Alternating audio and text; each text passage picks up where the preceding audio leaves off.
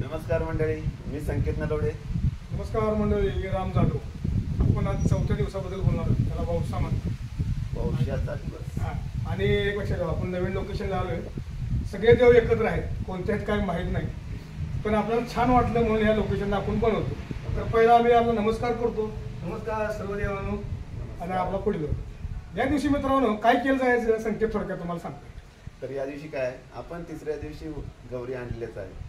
तर त्या गौरीनं काय करायचं, घ्यायचं आणि काय करायचं, सगळ्या बायका आणि मुली नटून तटून त्या गौरींना घेऊन जायच्या ओढ्यावर, नदीवर, नाहीतर विहिरीवर, आणि त्यांना काय करायचं, तर आंघोळ घालायची. हां, म्हणजे तिथं सगळं त्यांना आंघोळ वगैरे करायची, पूजा करायची आणि ते घेऊन आणि स्वच्छ पाणी घेऊन घरी यायचं. आणि त्याच्यासोबत त्या विहिरीतील, नदीतील, ओढ्यातील 5 खडे घेऊन यायचे, त्या तांब्यात टाकायचे. तांब्यात 5 खडी टाकायची आणि त्याला ते सगळे घरी घेऊन थोडं काय व्हायचं, ते पूजा करायची त्याची. आणि संध्याकाळी काय करायचं, या दिवशी वौशा दिवशी शंकराची पूजा करायची.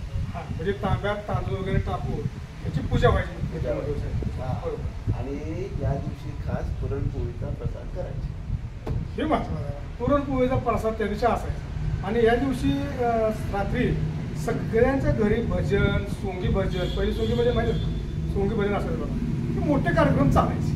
नाही, सगळ्यांच्या घरी म्हणण्यापेक्षा काय व्हायचं, गावातल्या काही मुली किंवा बायका एकत्र जमणार आणि त्यांची जिम्मापुरी खेळवायचे.